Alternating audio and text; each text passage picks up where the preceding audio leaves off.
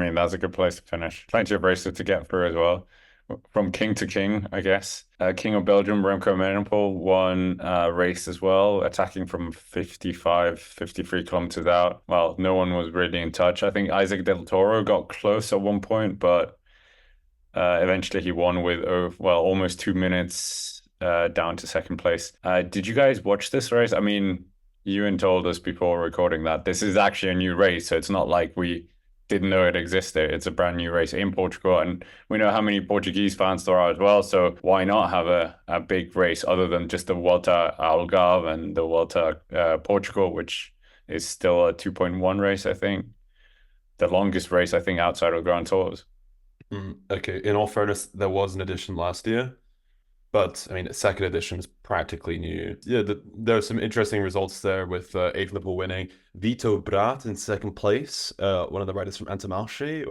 He really wasn't on my radar to get a podium at this race, but he was up there. Mark Hirschi finished in top 10 as well. Woo! Doing what he does best, which is sort of second stroke third tier one day races. But I mean, this is just an Evenepoel victory, isn't it? Like, my hot take is that Evenepoel is like kind of boring sometimes. Like Liège last year, boring race. Once Pogacar crashed out. Liège the year before, boring. Like, he just sometimes just wins when he's like really strong. World Championships was boring when he was in it as well.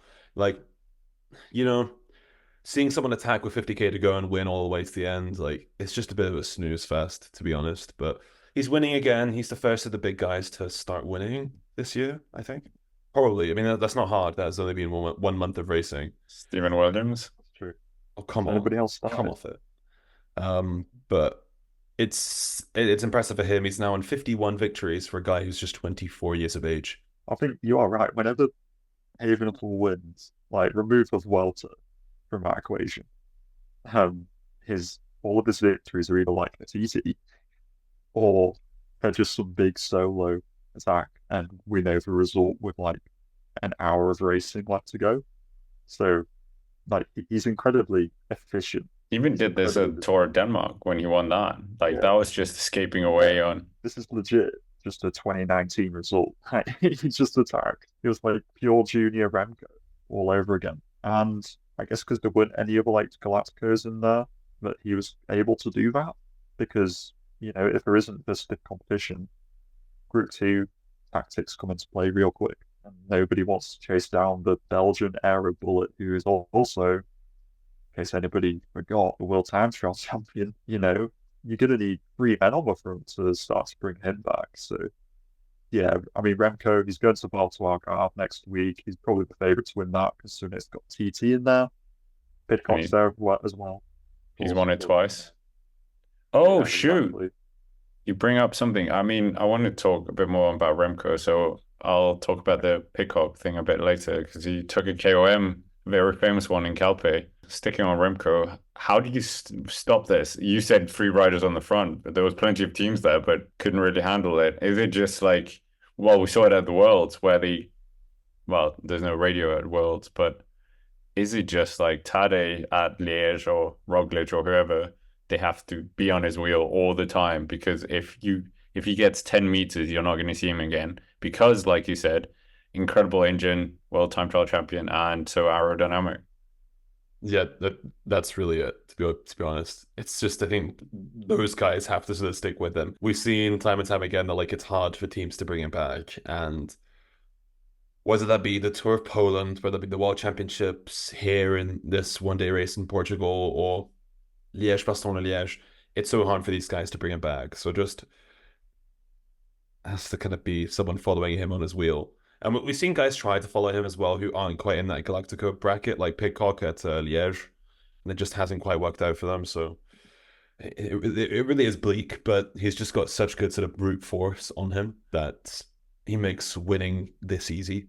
Yeah, exactly. It's a bit like, again, with Pedersen's thing, like he's been doing super good this week, but last 2 weeks. But it's because the competition's not there. Like, Evenepoel didn't have competition here. Is he going to easily clean up Algarve? Because there isn't, well, what else there, to be fair? So maybe that, like, freaks him out. Somebody's out of my word. Competition, can't hack it. But if there isn't a Pogacar or a Roglic, a Jonas there, then it's just so easy for Remco to just deploy back to 2019 and just paying it off the front with an hour of racing. Gets 30 seconds, and then 30 seconds becomes a minute, and then at that point the race is gone. I think that, the only problem will come when he gets to the top because then there's every good person there and he won't be able to do that.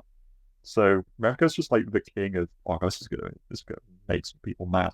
He's the king of just like really mopping up when the competition's not very great. That's just straight facts. Fair enough. I mean, looking at Ewan's yawn, with it's almost cyclocross territory for Ewan here. So, I mean, I'm sorry.